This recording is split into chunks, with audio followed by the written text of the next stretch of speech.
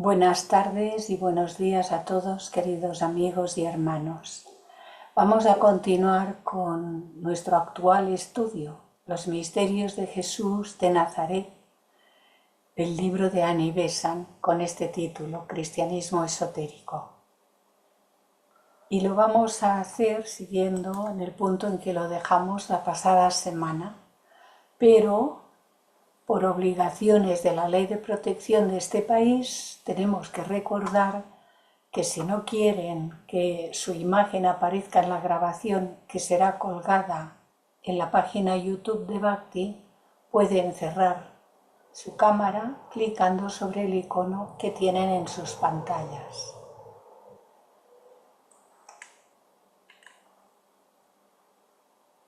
Y ahora vamos a comenzar con unos momentos de silencio.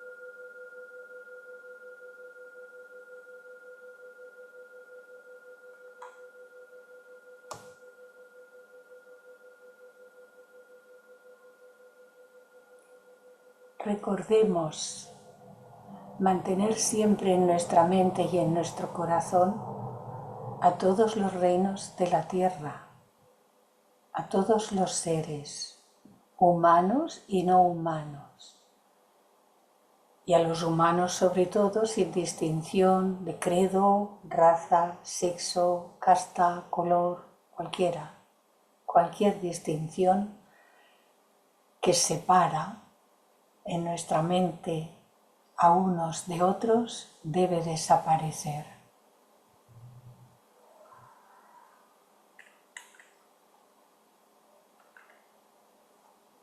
Y vamos a retomar nuestro estudio en la última de las diapositivas que estuvimos viendo, en la que nos dice: a ningún estudiante podrá pasar inadvertido el sonido familiar de estas palabras empleadas en el mismo sentido en otros escritos. El antiguo camino estrecho es familiar a todos. El sendero difícil de andar como el agudo filo de una navaja. Este aparece en el Kathopanishad, las escrituras hindúes, como ya sabéis, que ya se ha mencionado. El pasar de una muerte a otra, de aquellos que siguen el camino sembrado de flores de los deseos, los cuales no conocen a Dios. Pasar de una muerte a otra quiere decir que morimos en una encarnación, volvemos a nacer y volvemos a morir y volvemos a nacer y volvemos a morir hasta que nos liberemos de este proceso. Esto va a ser así, pasar de una muerte a otra. Aunque nosotros que ahora ya vamos conociendo un poco más de todos estos asuntos, también tenemos que tener presente que es el cuerpo el que muere. Nosotros no morimos nunca. No existe la muerte como tal cosa que algunos consideran como desaparecer, dejar de ser, no ser más y tenerle tanto terror que se aferran a esta existencia física con desesperación. Ese tipo de muerte no existe, pero cuando este estuche, este cuerpo, este vehículo en el que estamos viviendo ahora se hace viejito, o por enfermedad, o por accidente, y hay que dejarlo porque ya no nos sirve, entonces lo soltamos, nos soltamos de este cuerpo y pasamos a otros estados de conciencia. Entonces, siguiendo con el tema que aquí nos está describiendo, dice: pues solo se pacen inmortales y escapan de la ancha boca de la muerte, de la destrucción siempre repetida, que son esas muertes sucesivas, solo escapan aquellos hombres o mujeres que han abandonado todo deseo. Y esto está en el Brihadranyaka-upanishad. Este es tan larguísimo que cuesta decirlo. La alusión a la muerte se refiere, por supuesto, a los nacimientos repetidos, que conocemos como reencarnación, meter de nuevo en carne.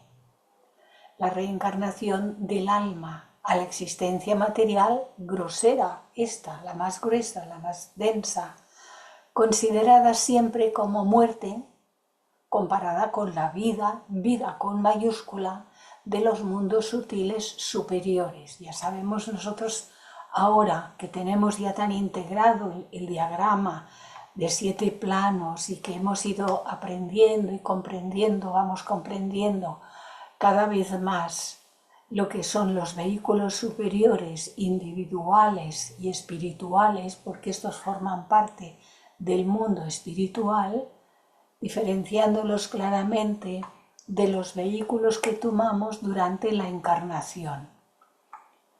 Y ya vimos, y ahora ya vamos recordando cada vez con más claridad, que durante la encarnación un aspecto de manas, que es uno, solo uno, un aspecto de manas tiene que mirar hacia acá, aquí abajo y hacer de puente entre lo divino y lo puramente humano. Porque de no ser así, de no tomar la parte de la mente que luego denominamos concreta, este vínculo con lo que está por debajo de sí y hacer de puente, realmente aquí nosotros, sin esta conexión, no seríamos más que animalitos bípedos y no mucho mejores que cualquier animal. Sigue diciéndonos, la puerta estrecha era el ingreso en la iniciación y por ella el candidato entraba en el reino. Y siempre ha sido y será verdad que solo pocos pueden atravesar esa puerta. Solo pocos en cada generación, en cada etapa. Aunque miles de millones, una inmensa multitud que nadie podría contar, tal como lo dice en el Apocalipsis San Juan, no unos pocos, sino una inmensa multitud que nadie podría contar, entran en la dicha del mundo celeste. Así también habló otro gran maestro, y cuando dice que una inmensa multitud entra en la dicha del mundo celeste, es que los que estamos todavía aquí en el mundo de la reencarnación, yendo y viniendo,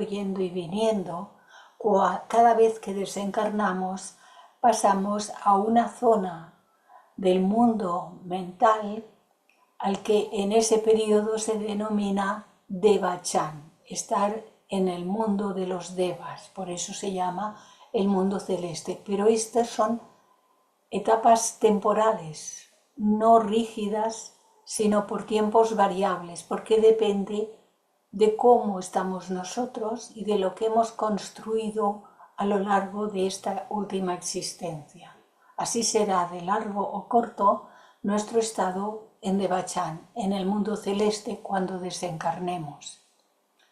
Y así, dice, habló también otro gran maestro, cerca de 3000 años antes.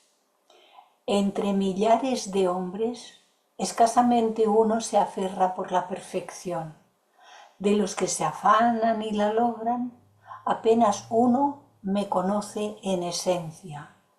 Y esto lo dice en el Bhagavad Gita, por lo tanto, se lo dice Krishna a Arjuna cuando le da las enseñanzas en el Bhagavad. Apenas uno me conoce, Krishna, a Krishna. Pues los iniciados son pocos en cada generación, la flor de la humanidad, pero ninguna sentencia siniestra de desdicha eterna se pronuncia en esta declaración contra la gran mayoría de la raza humana, ninguna sentencia. Los salvados son, como Proclo enseñaba, los que escapan del círculo de la generación, dentro del cual se halla sujeta la humanidad. A este propósito recordaremos la historia del joven que se acercó a Jesús y dirigiéndose a él como buen maestro le preguntó cómo podía ganar la vida eterna, la bien conocida liberación del renacimiento por el conocimiento de Dios. Debe tenerse presente que los judíos creían que todas las almas imperfectas volvían a vivir otra vez en la tierra. Su primera contestación, la de Jesús al joven, fue el precepto regular esotérico. «Guarda los mandamientos», le dijo. Pero cuando el mancebo contestó, «Todas esas cosas las he guardado desde mi juventud», entonces a aquella conciencia libre de todo conocimiento de transgresión vino la respuesta del verdadero maestro. Si quieres ser perfecto, perfecto aquí debe ir con la P en mayúscula, ya veremos por qué. Si quieres ser perfecto, vende lo que tienes y dalo a los pobres, y tendrás tesoros en el cielo. Y ven y sígueme. Si quieres ser perfecto, conviértete en un individuo del reino celeste, del reino de Dios. Debes abrazar la pobreza y la obediencia. La pobreza significa la pobreza en este mundo físico. Ser austero en todas las cosas y no acumular. Bien entendida la pobreza, no acumular. Y la obediencia es obediencia, como dice en la escalera de oro, obediencia a los mandatos de la verdad. No obediencia a lo que dicen las autoridades físicas, que a veces nos mandan a ir a la guerra, y a veces las autoridades o gentes que nosotros hemos considerado como autoridad nos han mandado a hacer cosas terribles. Y nosotros, quizás por miedo, quizás por creencia ciega, hemos ido y hemos hecho cosas terribles. Pero la obediencia ha de ser no a lo de abajo, sino a lo de arriba. Y luego Jesús explica a sus propios discípulos que un hombre rico difícilmente puede entrar en el reino de los cielos, porque va tan cargado de cosas mentales, emocionales y físicas. Porque aunque las físicas no las carga para desencarnar, no nos las podemos llevar, cuando una persona tiene acumulación de lo físico, está luchando por mantenerlo, tiene miedo de que se lo quiten, quiere más y lucha para acumular más y hacer crecer sus riquezas. Así que tiene mucho sentido que le diga que ningún hombre rico puede entrar en el reino de los cielos. Pero dice difícilmente, porque hay personas que tienen, no están apegadas a lo que tienen, y todo lo que tienen lo disponen para dar trabajo, para que otros se puedan ganar el pan, y así un largo etcétera. Así que no podemos meter a todos nunca en el mismo saco. Pero debemos usar del discernimiento para no dejarnos engañar. Y añade que tal entrada es más difícil que para un camello pasar por el ojo de una aguja. Para los hombres esto es imposible en lo físico. Dice, para Dios todas las cosas son posibles. Tenía un buen amigo que decía, el ojo de la aguja se ensancha y pasa el camello. Pero claro, todo esto es un significado oculto. Solo el Dios en el hombre puede pasar esa barrera aquí. Este texto ha sido diversamente explicado, siendo a todas luces imposible tomarlo en su sentido superficial, de que un hombre rico no puede entrar en un estado post-mortem de dicha. Ha sido tomado de forma superficial y literal. El hombre rico puede alcanzar ese estado lo mismo que el pobre. Y la práctica universal de los cristianos demuestra que no creen ni por un momento que la riqueza ponga en peligro su dicha después de la muerte. Y recordamos que hay un cuento así de un monje que tenía un discípulo y que se iban a hablar de las cosas celestes así al campo. Y recuerdo que de pronto el discípulo le hacía señas al maestro y el maestro seguía hablando y el discípulo haciéndole señas al maestro. Hasta que al final, cuando terminó de hablar, el maestro le dice: ¿qué te pasa? ¿Qué querías decirme? Algo así. Y le dice: es que se está quemando el monasterio. Dice: bueno, ¿qué pasa? Dice: es que allí tengo mi escudilla y es lo único que tengo. La escudilla es la taza, el bol. Así que uno puede tener casi nada y estar apegado al casi nada. Y el apego es el apego, no importa el tamaño de la cosa a la que uno esté apegado. Y sigue diciéndonos Ani Besant: pero si nos fijamos en el verdadero significado de las palabras del reino de los cielos, tendremos la expresión de un hecho directo y sencillo. Porque ese conocimiento de Dios que es vida eterna, en San Juan, no puede obtenerse hasta que se haya abandonado todo lo terrestre. No puede aprenderse hasta que se haya hecho sacrificio de todo. Recordamos que sacrificio significa convertir en sagrado todos los actos que hacemos.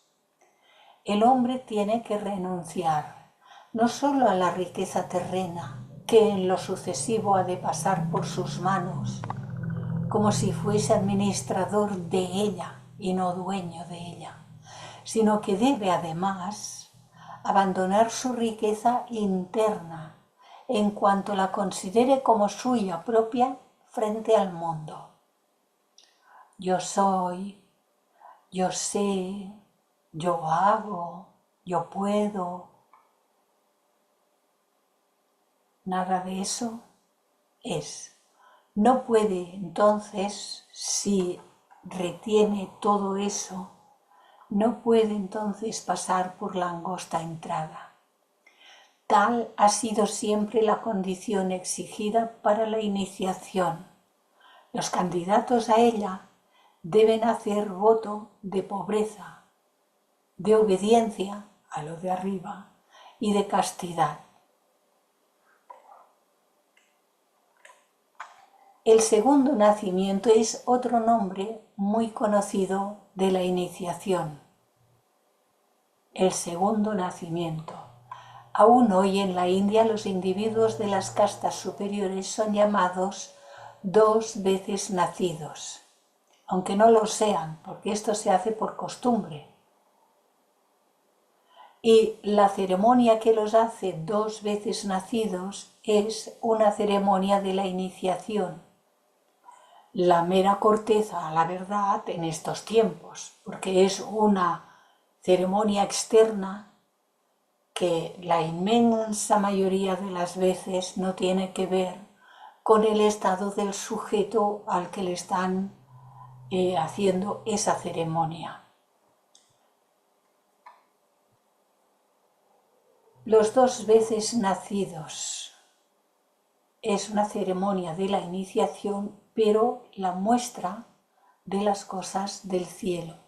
Esto está en una carta a los Hebreos, una carta de Pablo. Cuando Jesús habla con Nicodemo, declara que a menos que un hombre nazca otra vez, no puede ver el reino de Dios. Y menciona este nacimiento como el del agua y el del espíritu, porque es el nacimiento interior. Esto también está en San Juan. El del agua y del espíritu, es la primera iniciación, la primera de las grandes iniciaciones. Otra posterior es la del Espíritu Santo y el fuego. Esto está en San Mateo.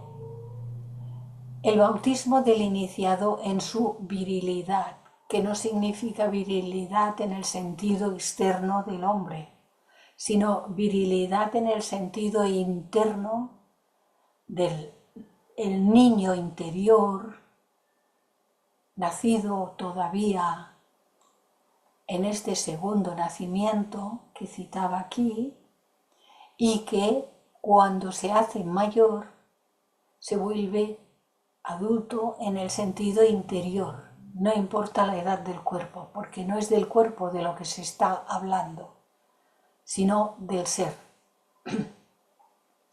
de esa trinidad superior formada por Atma, Buddha y Manas, que es el verdadero ser humano.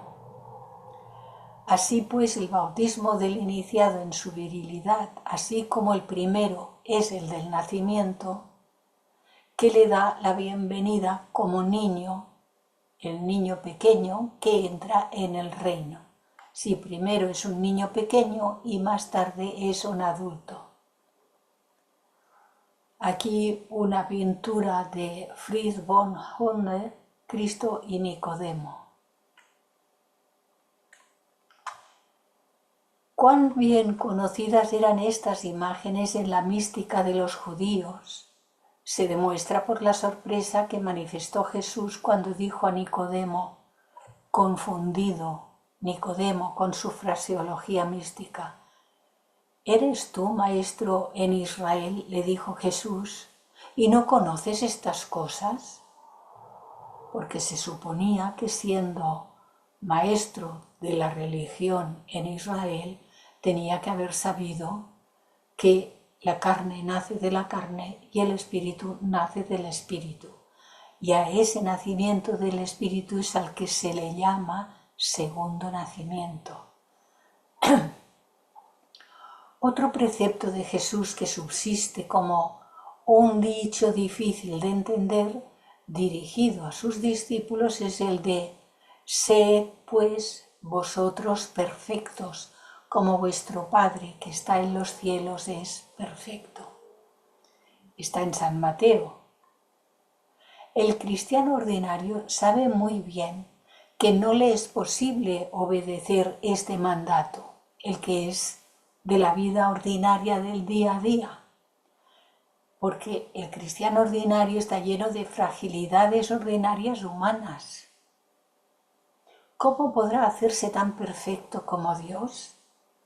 Vista la imposibilidad de la empresa que le presentan, la pone tranquilamente a un lado y no piensa más en ella.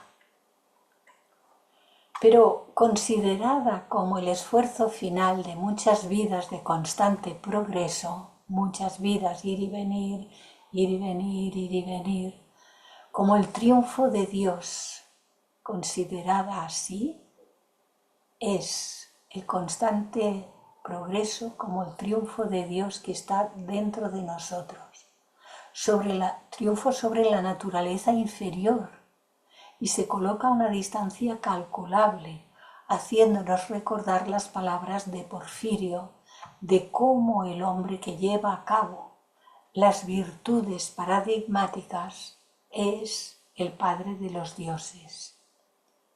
Y que en los misterios estas virtudes eran adquiridas durante el periodo en que un ser humano entra en los misterios y lleva a la práctica todo lo que esos misterios, primero los menores y luego los mayores, esos misterios exigen, entonces adquiere todas esas virtudes. San Pablo sigue los pasos de su maestro y habla exactamente en el mismo sentido, pero más explícito y con mayor claridad, como era de esperar de su obra organizadora de la Iglesia. El estudiante debe leer con atención los capítulos 2 y 3 y el versículo 1 del capítulo 4 de la primera epístola de San Pablo a los Corintios, teniendo presente que las palabras iban dirigidas a individuos bautizados que formaban parte de la Iglesia y que eran miembros completos de ella. Desde esto, pues, durante la vida de San Pablo, que fue posterior a Jesús, pues Pablo no le conoció, y que eran entonces miembros completos de esa iglesia que se estaba construyendo por los doctores posteriores a la vida de Jesús, desde el punto de vista moderno, aunque considerados como niños y como carnales por el apóstol. No eran catecúmenos o neófitos, sino hombres y mujeres que estaban en plena posesión de todos los privilegios y responsabilidades de la comunidad cristiana de aquellos primeros años, reconocidos por el apóstol como apartados del mundo y tenidos en la confianza de que no habrían de proceder como los hombres del mundo. Estaban, en una palabra, en posesión de todo lo que la Iglesia moderna da a sus miembros. Y aquí una nueva pintura, y pinturas que son súper preciosas, del maestro Papagayo, del pintor flamenco del siglo XVI, San Pablo escribiendo.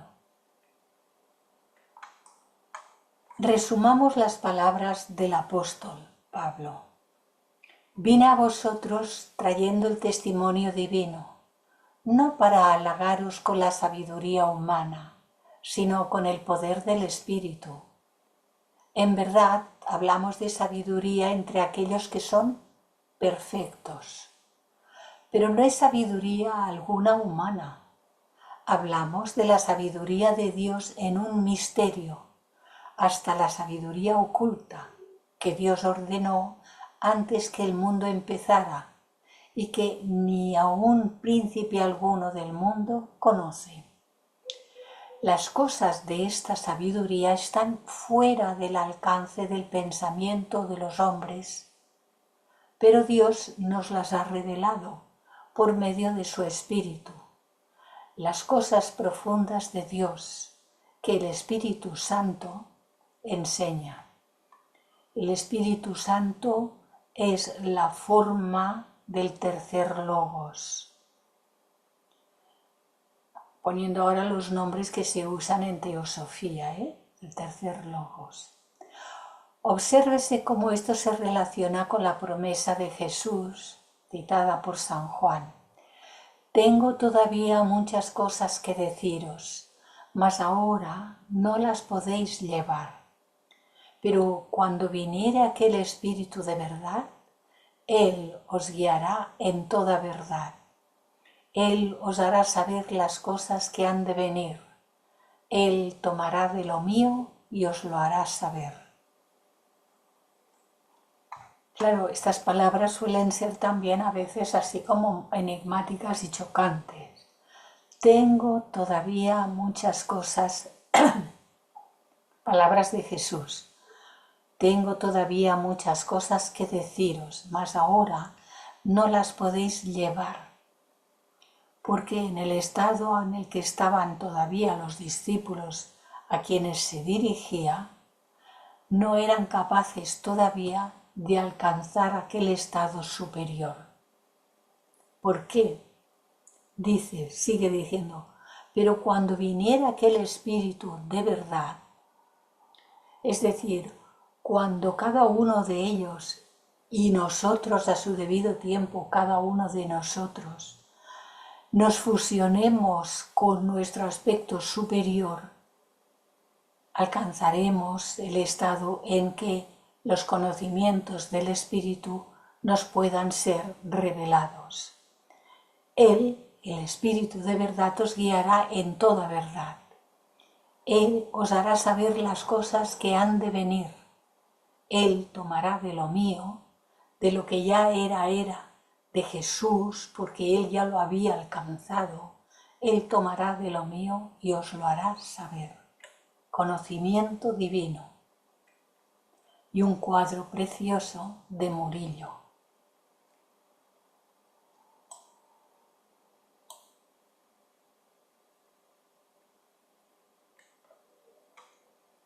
Estas son cosas espirituales que solo puede entender el hombre espiritual, es decir, nuestro aspecto espiritual, Atma, Buddhi, Manas, en quien está la mente de Cristo y yo. Hermanos, no podía hablaros como a espirituales, sino como a carnales. No podía hablaros como a espirituales porque no habían alcanzado todavía aquel estado.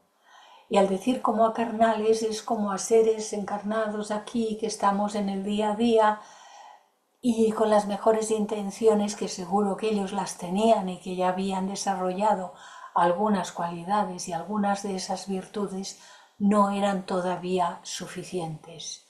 Y por eso añade, y aún como a niños en Cristo, como a niños de Cristo. Y entonces vosotros erais incapaces todavía de elevarlo. Y aún lo sois ahora, porque todavía sois carnales. Como sabio maestro masón, otro nombre técnico de los misterios, he echado los cimientos y vosotros sois el templo de Dios. Todos nosotros somos el templo de Dios. Lo que pasa es que a veces el templo lo tenemos. Y el Espíritu de Dios mora en vosotros. El Espíritu de Dios mora en todos nosotros, porque es esa Trinidad, Atma, Buddhi, Manas, que es reflejo de la divinidad. Haced que se os considere como ministros de Cristo y mayordomos de los misterios de Dios. El verbo llevar, tal como lo describe aquí Palabras de Jesús, proviene del latín levare, levantar, aligerar o elevar. Por eso dice, todavía no lo podéis. Evolucionó fonéticamente a través del romance castellano, cambiando su sentido original de levantar peso o elevar algo a transportar o conducir algo de un lugar a otro. Hubo esa derivación. Y esta es una página en el Codex Amiatinus del siglo VIII, donde están las palabras dedicadas a los corintios, algunas de ellas. ¿Puede leer alguien este pasaje, en cuyo resumen solo se ha puesto de manifiesto los puntos salientes? ¿Puede leerlo sin reconocer el hecho de que el apóstol Pablo poseía una sabiduría divina que enseñaba en los misterios, la cual no podían aún recibir sus discípulos corintios?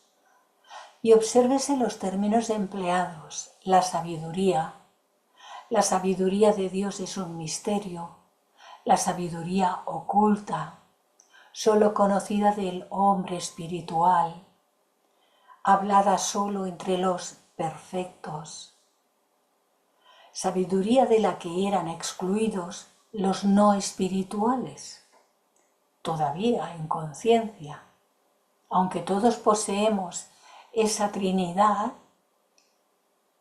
mejor dicho, porque debemos acostumbrarnos a hablar correctamente en este ámbito. Por la calle no podemos hablar así, pero en este ámbito realmente nosotros no poseemos esa Trinidad.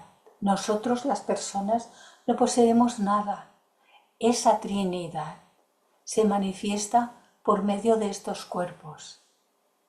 Esa Trinidad, Atma, Buddhi, Manas, es el ser. Eso somos nosotros. Así que de esta sabiduría eran excluidos los no espirituales, los todavía niños en Cristo, los todavía carnales. Sabiduría conocida, sí, del sabio maestro masón, en este caso, Pablo, el mayordomo de los misterios de Dios. Y él una y otra vez vuelve a referirse a estos misterios. Otra página de otro tratado que también es referida a los Corintios del siglo XIV. Al escribir a los efesios cristianos dice: por revelación levantando el velo, me fue declarado el misterio. De aquí su conocimiento del misterio de Cristo. Y le era dado aclarar a todos cuál sea la dispensación del misterio. De este misterio repitió a los colosenses, que también había cartas a los colosenses. Había sido hecho ministro. De este misterio Pablo había sido hecho ministro. El ministerio que había estado oculto desde los siglos y edades, mas ahora ha sido manifestado a sus santos. La palabra ministerio proviene del latín ministerium, que significa servicio, empleo u oficio. Fijémonos bien, servicio, empleo u oficio.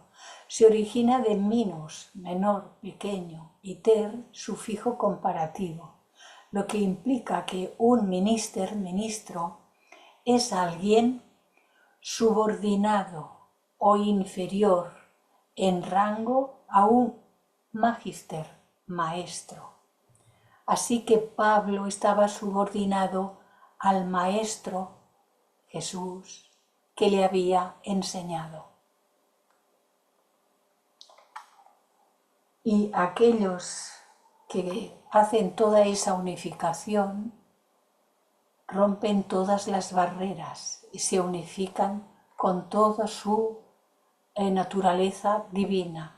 Y esta tarea la hemos de realizar a su debido tiempo todos y cada uno de nosotros, por el proceso de la purificación, la práctica de las virtudes superiores, la anulación completa de toda separatividad en nosotros se funde todo, no hay barreras y todo es uno.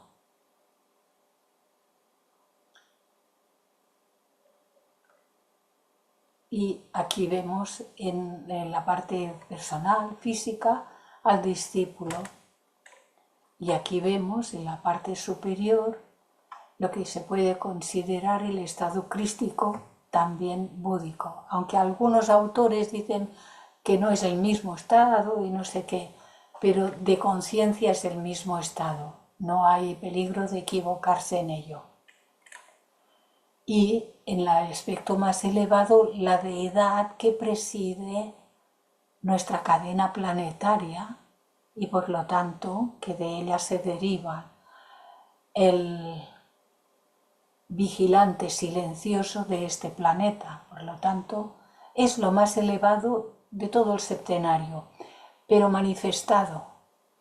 Tuvo principio y cuando todo lo que tuvo principio sea reabsorbido, pasará aquí, a lo que no se puede reducir a un diagrama.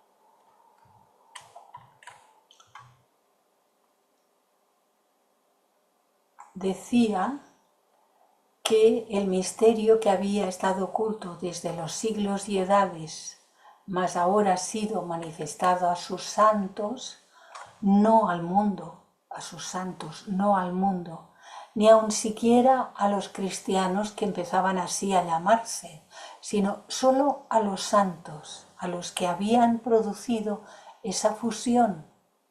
Para ellos fue alzado el velo de la gloria de este misterio. ¿Y qué era este? ¿Qué era este misterio? Cristo en vosotros, ese estado superior.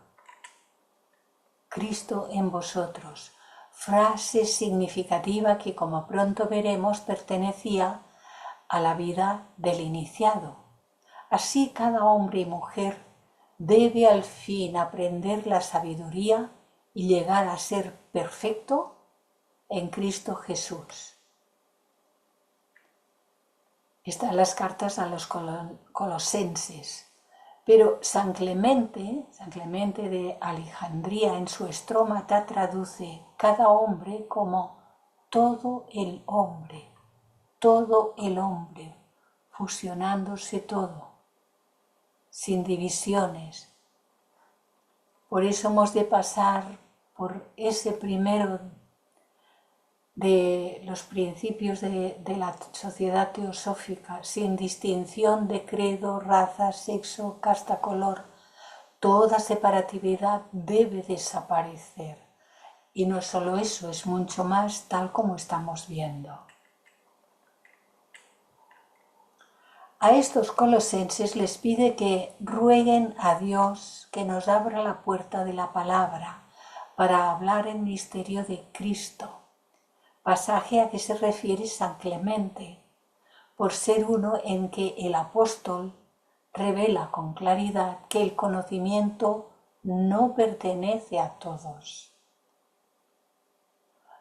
Fijémonos que desde el principio de este curso, Anibesan va desgranando, va recuperando enorme cantidad de citas importantes y después de habernos explicado de dónde procedía todo esto en las antiguas religiones, nos está aclarando ahora el lado oculto del cristianismo, que es una continuidad de los misterios desde tiempos inmemoriales, pero que no pertenece a todos.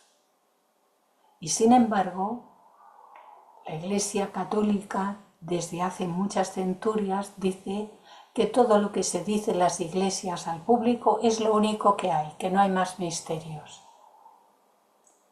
Pero es muy pobre lo que se les da. Ni siquiera se llegan a dar demasiadas explicaciones de las que sí sirven a todos para que puedan comprender y ayudarse a resolver los problemas del día a día en este mundo en el que vivimos. Y por eso hay tanto sufrimiento en el mundo. Pero más adelante nos describe Anibesan muchas cosas. Sigue diciéndonos, del mismo modo escribe Pablo a su amado Timoteo, recomendándole que escoja a los diáconos entre aquellos que mantienen el misterio de la fe, no de la creencia, de la fe con mayúscula, que mantienen el misterio de la fe con una conciencia pura, ese gran misterio de la piedad que él había aprendido, cuyo conocimiento era necesario para los maestros de la Iglesia. Ahora bien, la importancia de San Timoteo como representante de la siguiente generación de instructores cristianos es indudable. Fue discípulo de San Pablo y designado por él para guiar y gobernar una parte de la Iglesia. Por lo visto, había sido iniciado en los misterios por el mismo San Pablo, a lo cual se hace referencia según resulta de las frases técnicas empleadas otra vez como clave. Este cargo te doy, hijo Timoteo, con arreglo a las profecías que de ti se dijeron. La solemne bendición del iniciador que admitía al candidato, Pablo admitía a Timoteo, pero el iniciador no estaba solo presente, él no estaba solo. No descuides el don que está en ti, el cual te fue dado por profecía, con la imposición de manos del presbiterio. Los hermanos mayores son los hermanos del presbiterio, y les recuerda que se atenga firmemente a esa eterna vida, a la que también estás llamado, habiendo hecho una buena profesión delante de muchos testigos, porque vivía una vida de virtud y de pureza. Está hablando de Timoteo. Los votos del nuevo iniciado, hechos en presencia de los hermanos mayores y de la asamblea de iniciados. Con la llegada del cristianismo se designó de esta forma al espacio reservado para los miembros más ancianos del clero, el presbiterio, aquí en rosa. El común de las gentes solamente podían llegar hasta aquí. Todavía hoy es así. En la etimología del griego, presbíteros originalmente denotaba a los más ancianos en la fe, es decir, a quienes tenían mayor sabiduría y lideraban los ritos en la iglesia primitiva, llamados ancianos no por la edad, que podía coincidir en un anciano o en uno más joven, no por la edad, sino por la sabiduría que ya habían desarrollado. Y como aparece la palabra evolución, la palabra se utiliza para definir tanto el lugar físico, el área elevada en la basílica, como la asamblea de los sacerdotes que rodean al obispo, que son los que se sientan a los lados. El conocimiento que entonces se comunicaba era el cargo sagrado que hace exclamar con tanta vehemencia a San Pablo: «Oh Timoteo, guarda bien lo que te ha sido confiado». No el conocimiento que en común poseían los cristianos respecto de cual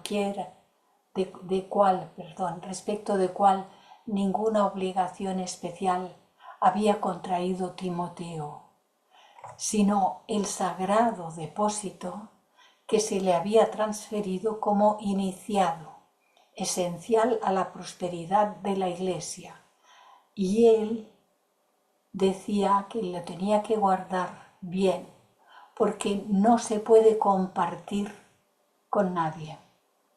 Aquel que esté preparado para recibirlo, lo recibirá de arriba, de alguien que esté en disposición de iniciarnos.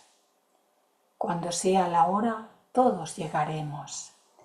San Pablo posteriormente vuelve sobre lo mismo, poniendo particular empeño en asunto de tan suprema importancia, de un modo que resultaría exagerado si tal conocimiento hubiese sido propiedad común de los cristianos.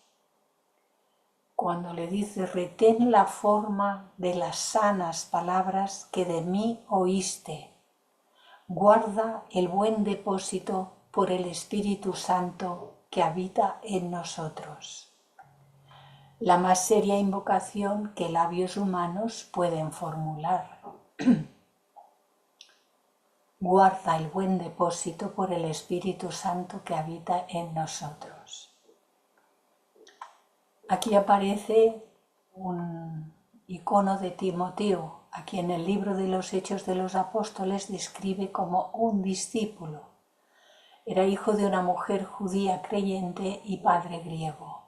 Fue un cristiano del siglo I citado en numerosos pasajes del Nuevo Testamento, siempre asociado con la figura de Pablo de Tarso. Cuando he pasado a esta diapositiva, así. Vale. No sabía si lo había dicho lo que había hablado. Sí. Sigue diciéndonos Anibesan.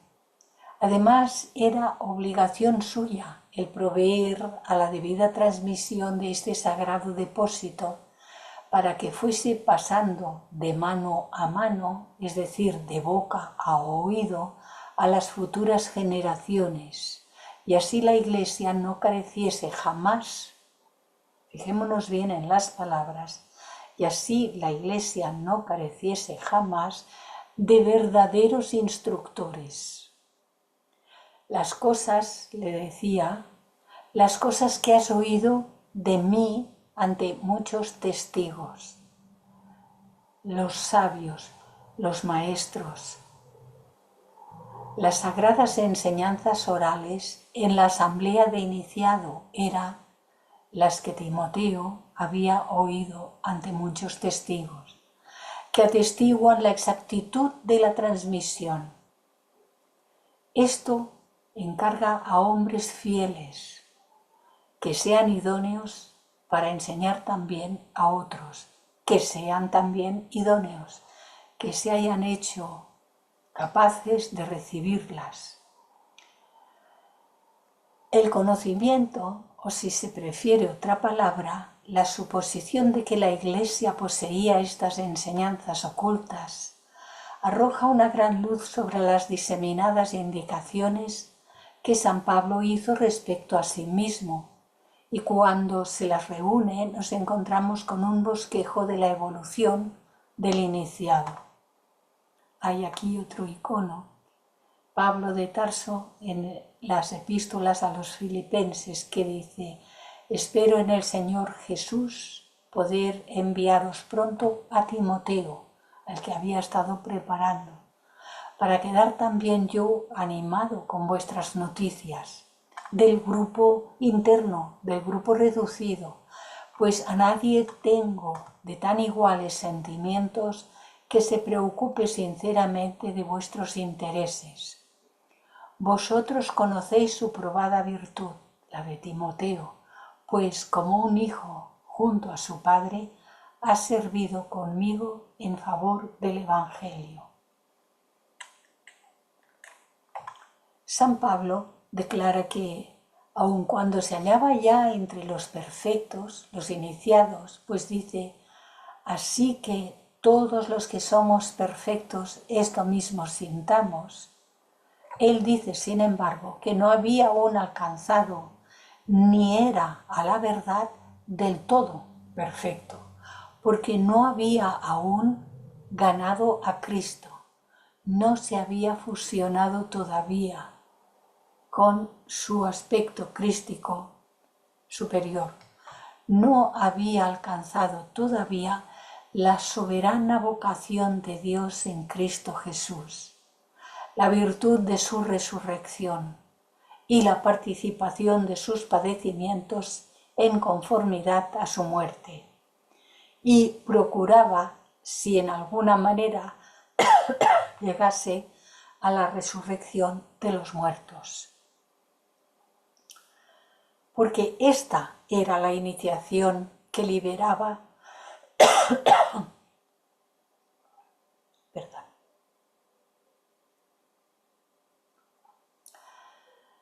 porque esta era la iniciación que liberaba, la que hacía al iniciado Maestro perfecto, el Cristo resucitado, libertándole finalmente de los muertos, es decir, libertándole de la necesidad de reencarnar continuamente, libertándole finalmente de los muertos, de la humanidad que se halla dentro del círculo de la generación, como estamos todos nosotros, yendo y viniendo,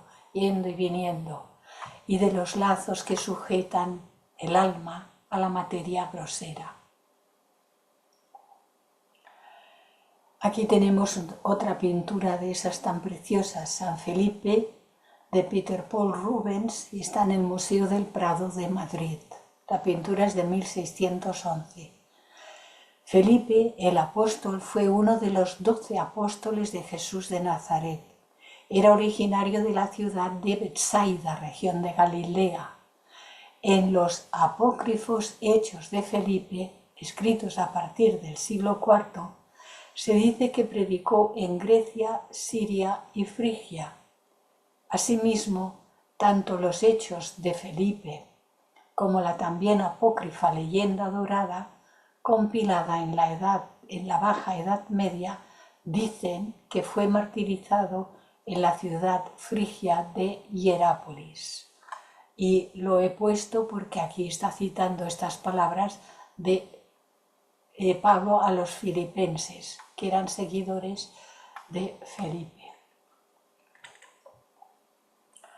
Aquí se presentan de nuevo numerosos términos técnicos, y aún el lector más superficial encontrará patente que la resurrección de los muertos de que aquí se trata no puede ser la común resurrección que profesa el cristianismo moderno, pues considerándose esta, la final, la de cuando se termine todo, considerándose esta inevitable para todos los seres humanos, es evidente que no requiere ningún esfuerzo especial por parte de nadie para alcanzarla, porque la alcanzaremos todos.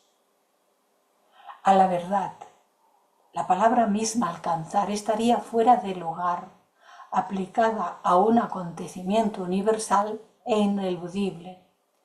San Pablo no podía evitar esta resurrección, la suya como la de todos, conforme al punto de vista del cristiano moderno.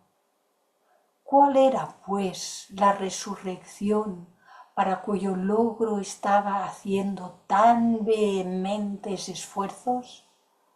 Una vez más, la única respuesta procede de los misterios.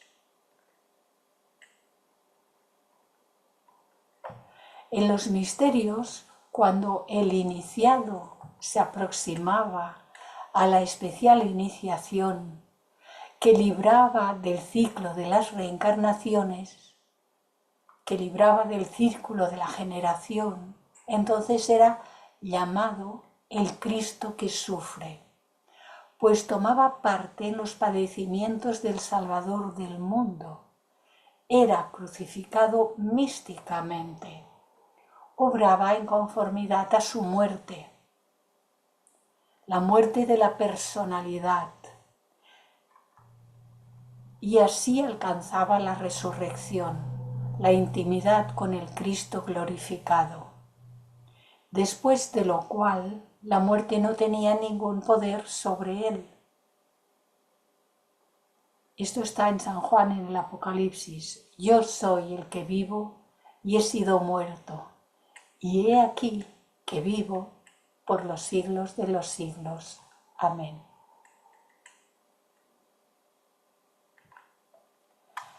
En los misterios, cuando el iniciado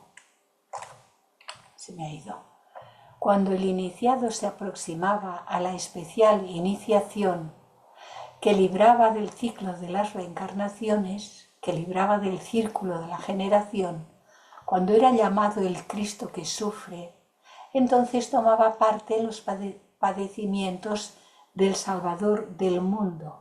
Era crucificado místicamente, obraba en conformidad a su muerte, la de la personalidad, y ya no necesitaba encarnar más. Los planos no desaparecen.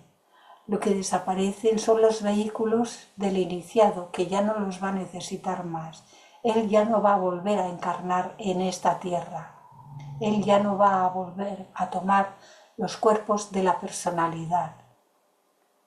Así que alcanzaba la resurrección, la intimidad con el Cristo glorificado, después de lo cual la muerte no tenía ningún poder sobre él. Ya no, porque se fusionaba, porque un día nos fusionaremos, nos fundiremos en nuestra verdadera naturaleza y ya no tendremos que volver más aquí.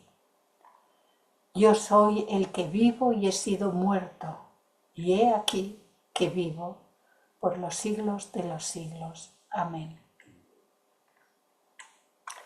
Este era el premio por el cual acentuaba sus esfuerzos el gran apóstol Pablo, impulsando a todos los perfectos, y no a los creyentes ordinarios, no a estos, porque los creyentes ordinarios estaban, y todavía seguramente estamos, solo preparados para empezar a dar los primeros pasos.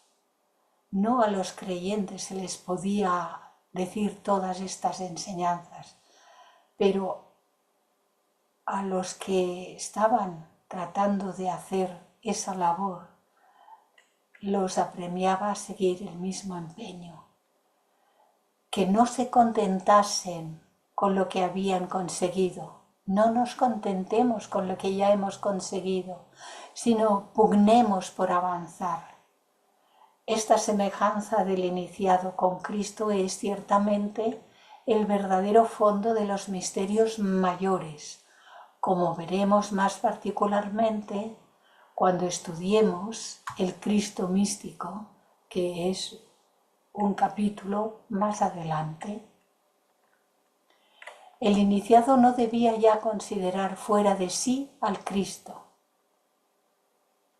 ¿Lo tenemos muy presente nosotros, el Cristo, en nuestro interior? Esto debemos preguntarnos y respondernos a nosotros mismos.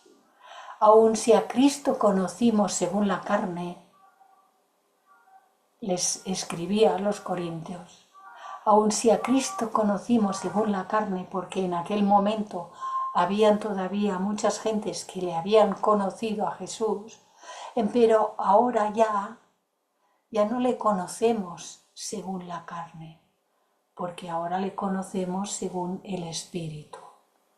El creyente ordinario estaba vestido de Cristo, porque todos los que habéis sido bautizados en Cristo, de Cristo estáis vestidos. Todos los seres, bautizados o no bautizados de la Iglesia Católica. Todos los seres, porque es otra cosa interna. Porque el mismo hecho de nacer como ser humano ya es el bautismo de Cristo. Porque se establece el enlace entre lo divino y lo humano. Entonces, hemos sido bautizados en Cristo. De Cristo estamos vestidos, pero no lo sabemos, no somos conscientes. Y él les hablaba así. Entonces ellos eran los niños en Cristo, a quienes ya se ha hecho referencia.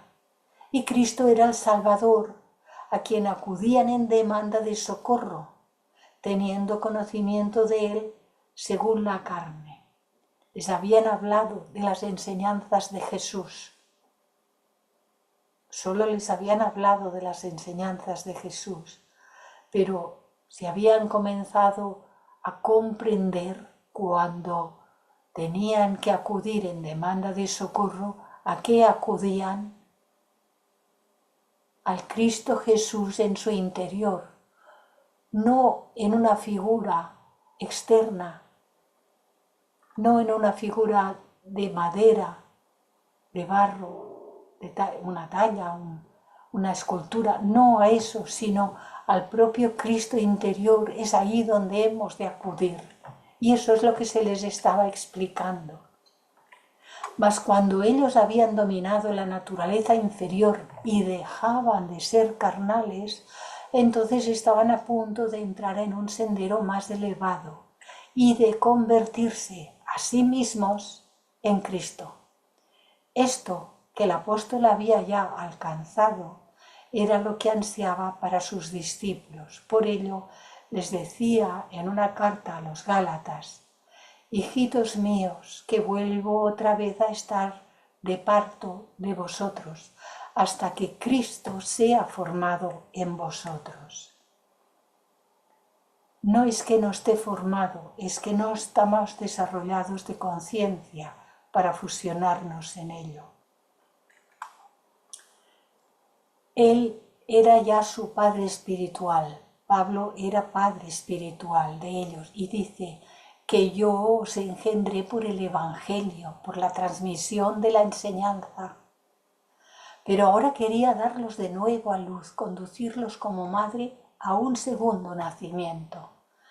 Entonces el niño Cristo, que es ese paso anterior, el niño santo, nacía en el alma, es decir, se hacía consciente. El hombre del corazón que está encubierto. Así el iniciado se convertía en ese niño pequeño. En lo sucesivo debía vivir en su propia persona la vida del Cristo, hasta llegar a ser él varón perfecto a la medida de la edad de la plenitud de Cristo. Y esto está en una carta a los Efesios.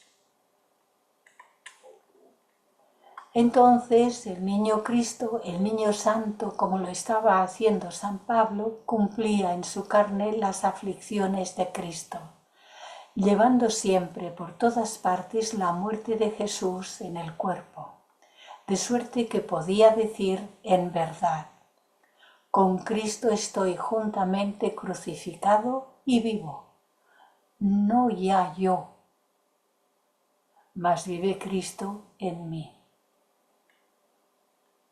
estoy juntamente crucificado, que sabemos, porque también lo estuvimos estudiando cuando el curso de la simbología de Jesús el Cristo, que lo que se crucifica simbólicamente hablando es la personalidad. No es que lo crucifiquen físicamente a uno en un madero, aunque en aquellos tiempos los romanos habían crucificado a muchas personas en un madero. Aquí lo que se tiene que comprender es el simbolismo. Uno sacrifica su propia personalidad en el centro, en el punto medio, en el filo de la navaja, y a la derecha sacrifica el polo positivo simbolizado por Dimas, y a la izquierda sacrifica y cuelga al polo negativo simbolizado por Gestas. Dimas y Gestas simbolizan los dos polos de opuestos. Ninguno de los dos es la verdad. La verdad está en el centro. Pero recordemos que lo que del polo positivo tiene una vibración elevada, asciende por su propia vibración. Y es por esto que Jesús le dice a Dimas: no te preocupes, que tú estarás conmigo en el reino de los cielos. Porque lo que se haya hecho desde el polo positivo con vibración elevada, ascenderá. Por su propia naturaleza, porque vivimos en un universo de vibración. Y es algo maravilloso, nada se pierde. Así sufría el apóstol mismo, de ese modo se describía, ya terminada la lucha. Cuán diferente es el reposado acento del triunfo del violento esfuerzo de los primeros años. Decía él: yo ya estoy para ser ofrecido y el tiempo de mi partida está cercano. He peleado la buena batalla, he acabado la guerra, he guardado la fe. Por lo demás me aguarda la corona de justicia. Esta corona se daba al que vencía, de quien decía el Cristo ascendido: yo lo haré columna en el templo de mi Dios y nunca más saldrá fuera, nunca más encarnará, nunca más saldrá fuera del reino, nunca más encarnará aquí abajo. Porque después de la resurrección, el iniciado se ha convertido en el hombre perfecto, el hombre con mayúscula. El ser humano es hombre con mayúscula, aquí arriba. No es hombre o mujer en el sentido que le damos nosotros, no tiene nada que ver. Es la humanidad. El iniciado se ha convertido en el hombre perfecto, en el maestro, y no vuelve ya a salir del templo, sino que desde él sirve, desde arriba, sirve a los mundos y los guía. Conserva sus vehículos intermedios, no pasa al nirvana desde el cual no podría auxiliar al mundo. Se queda en la zona intermedia conservando sus vehículos intermedios para poder ayudar a la humanidad.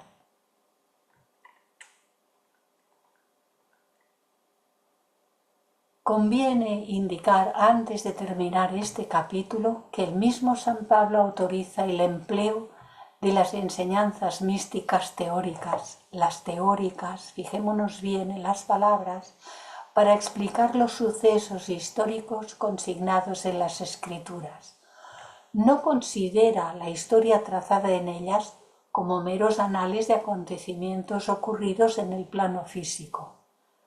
Siendo un verdadero místico, San Pablo veía en los sucesos físicos las sombras, los ecos de las verdades universales, desarrollándose constantemente en los mundos más íntimos y elevados, y sabía que los sucesos escogidos para ser conservados en los escritos ocultistas eran típicos, debiendo servir su explicación para instruir a los hombres.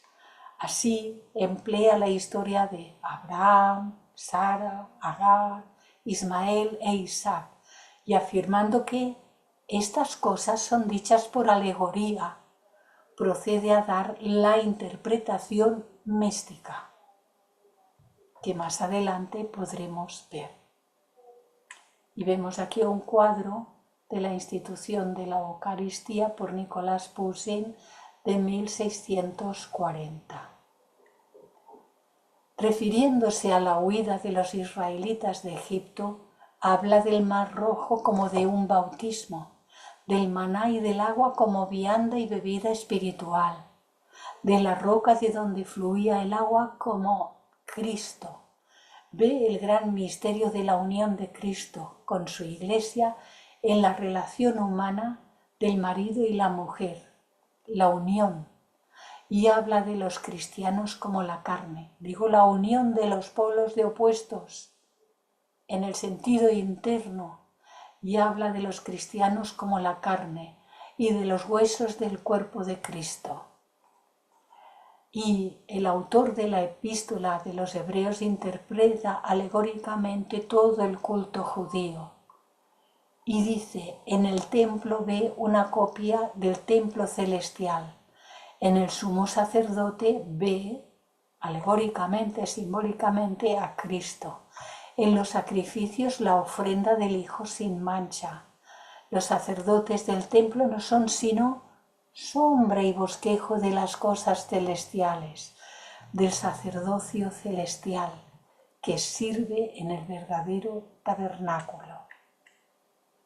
El término sacrificio proviene del latín sacro.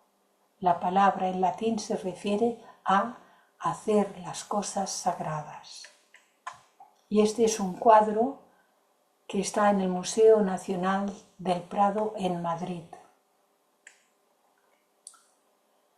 Estamos terminando el capítulo y por eso no he querido cortarlo, llegando a las últimas diapositivas.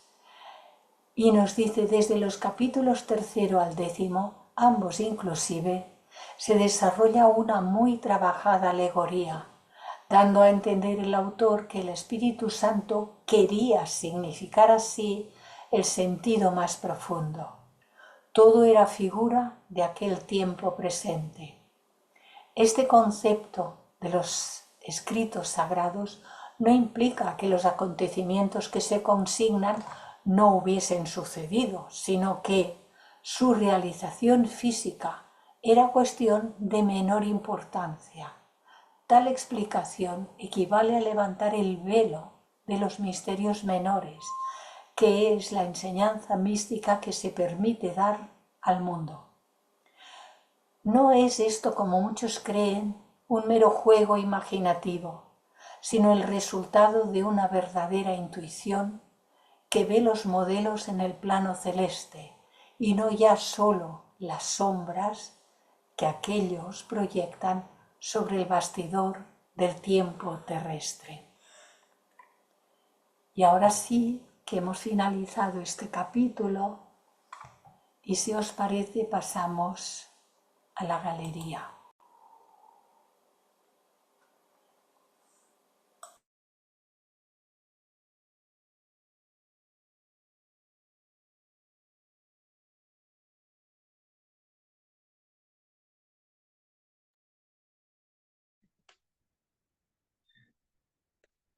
Muchas gracias, Clarisa. Muchas gracias.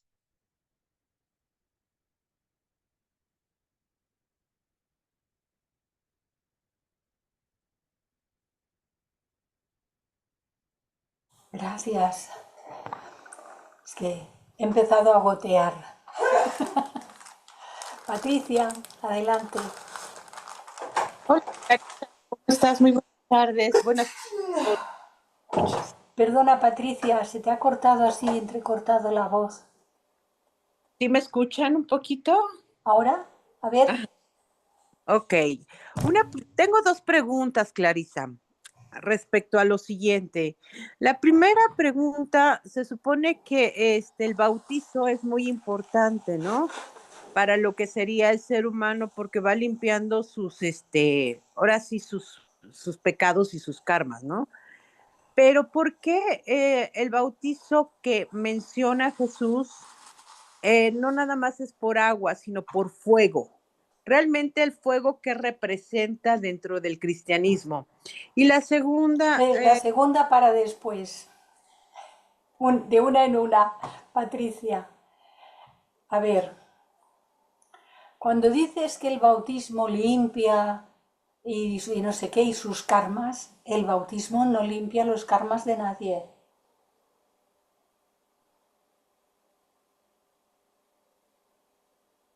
Es importante que aprendamos qué es karma. El bautismo es un símbolo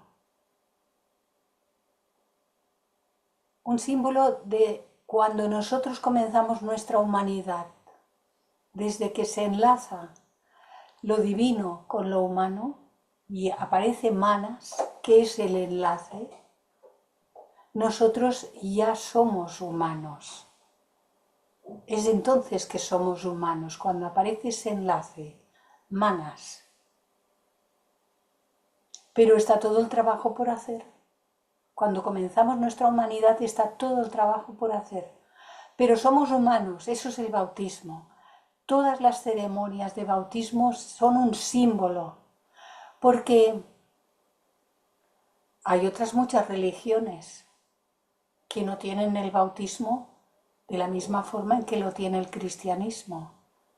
¿Acaso cree alguien que esos seres no son humanos o que son menos humanos que los cristianos? Craso error si creen tal cosa. No hay ninguna distinción entre ser cristiano, ser de cualquier otra religión o no ser de ninguna religión. Es humano y Cristo está en él o en ella. Patricia. Ok, Clarisa, qué bueno que me lo mencionas, pero realmente quisiera saber entonces qué representa el fuego dentro del bautismo según los cristianos. Porque el fuego que citan las escrituras es el descenso del Espíritu Santo al ser humano. El descenso del Espíritu Santo está representado por una llama sobre la cabeza, en todas las pinturas está descrito así. Cuando a los 12 se les presenta, en todos los 12 hay pinturas y aparecen con una llama así.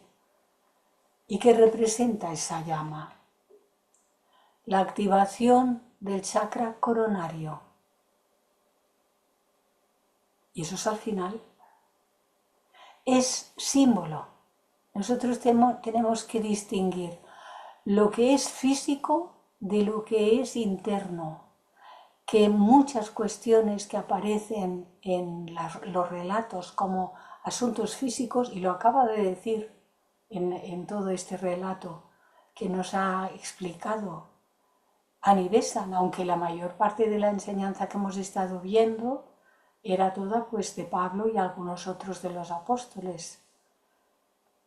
Todo eso son símbolos de lo que tiene que llegar a ocurrir en todos y cada uno de nosotros a su debido tiempo, que ocurrió entonces en Pablo y en algunos otros, no en todos, pero en Pablo y en algunos otros, y a los algunos otros que ocurrió, pues los llamaban los perfectos, los sabios, etcétera, etcétera.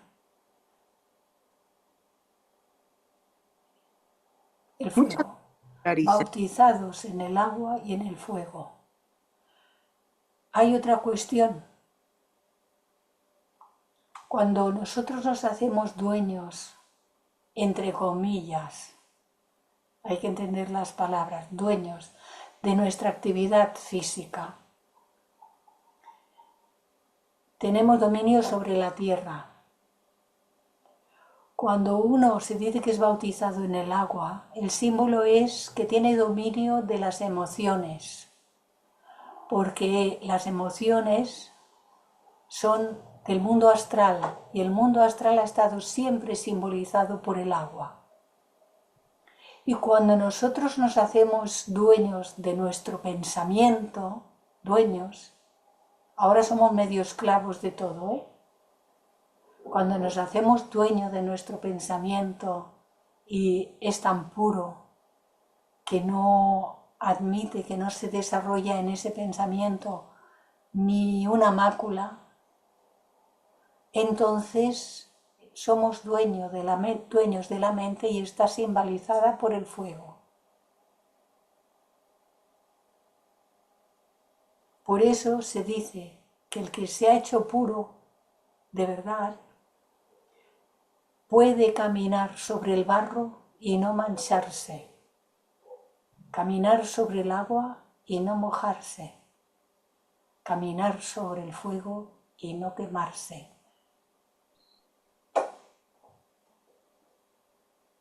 Grande, ¿no?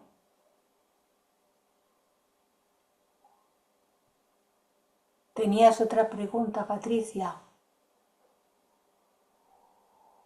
Sí, Clarisa, es referente a los maestros iniciados, como Jacob, como Moisés, como todos ellos. Realmente he estado leyendo lo que sería la Biblia, pero no la Biblia, o sea, al final de cuentas, esos pasajes. Y me sorprende muchísimo en que todos vieron lo que sería esa parte de fuego, ¿no? Que es parte del Espíritu Santo. Realmente mi pregunta más concreta sería, cuando tú eres un iniciado, empiezas a ver ese Espíritu Santo. Gracias. No sé si se podrá decir así. Yo no he visto, pero no sé si se podrá decir de esta manera, porque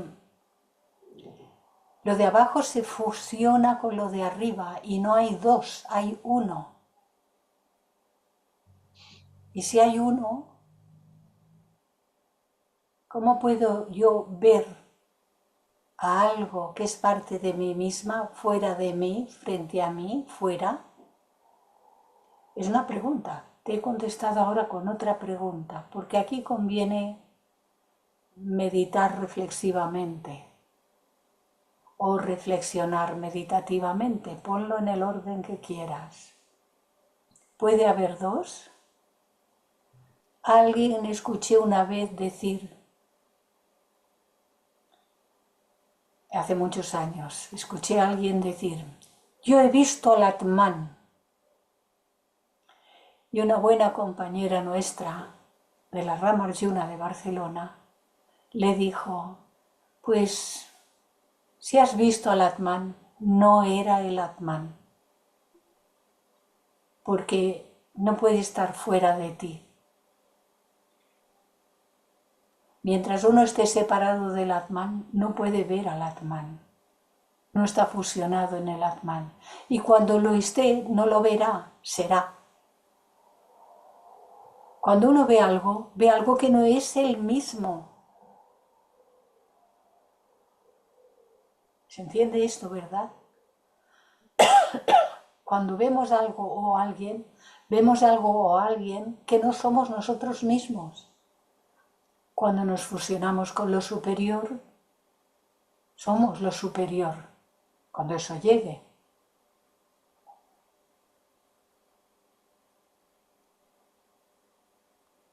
¿Un poco más claro, Patricia?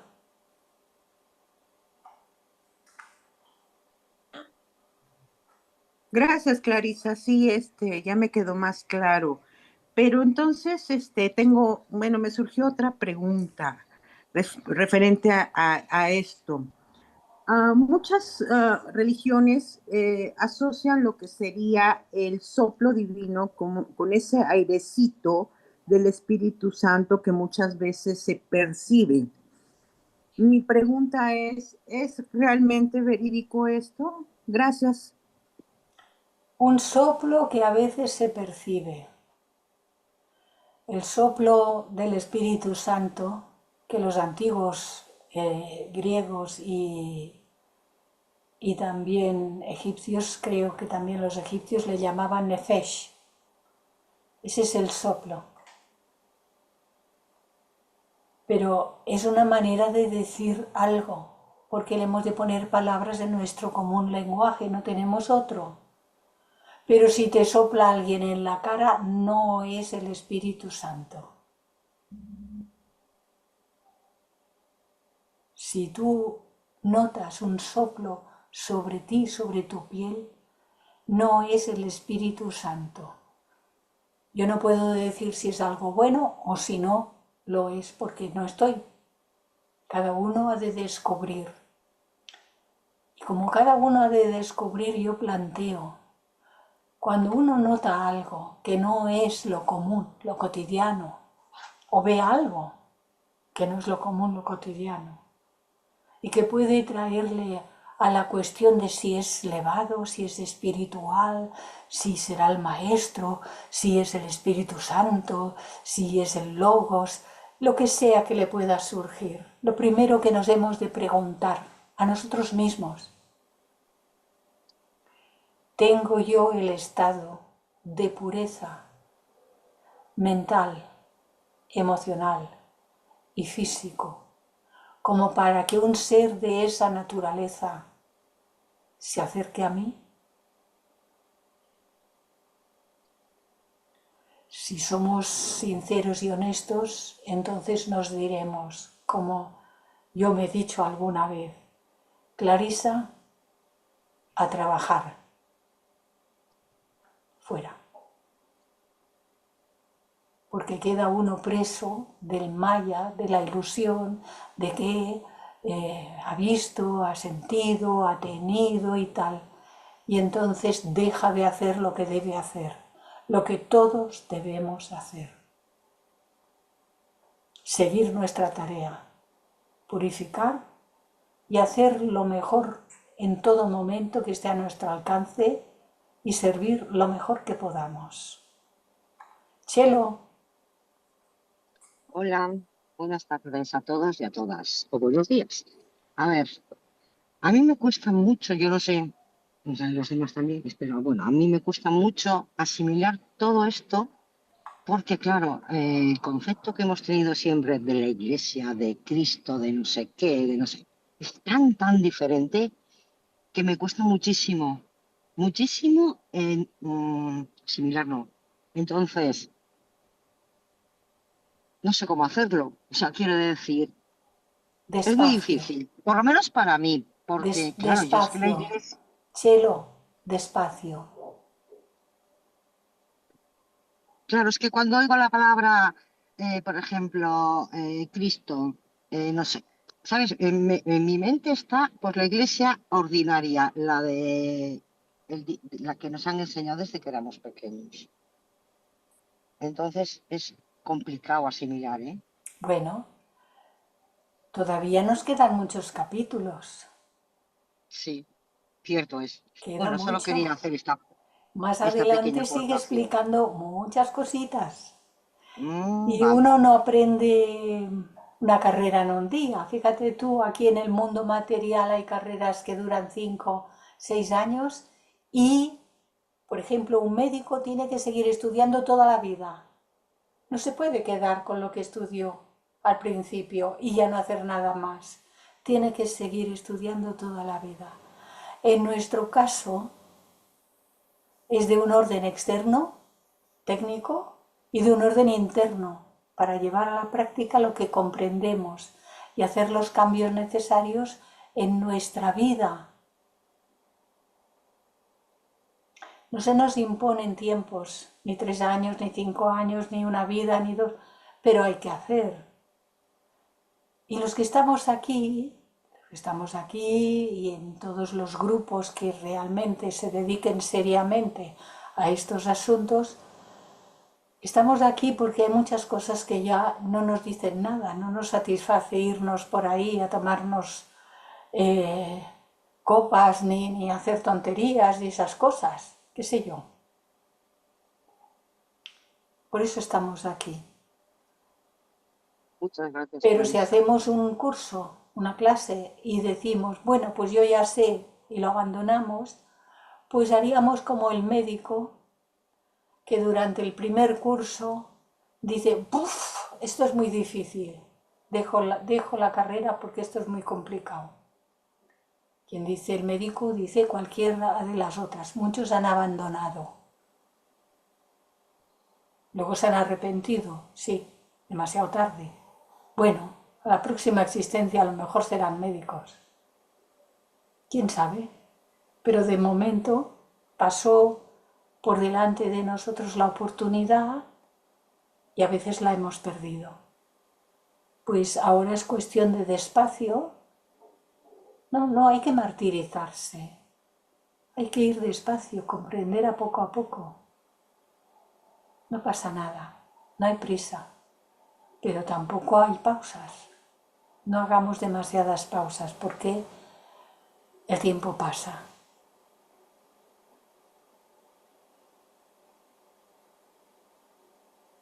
Bueno, familia, pues si no hay más cuestiones y comentarios, vamos a cerrar aquí la grabación.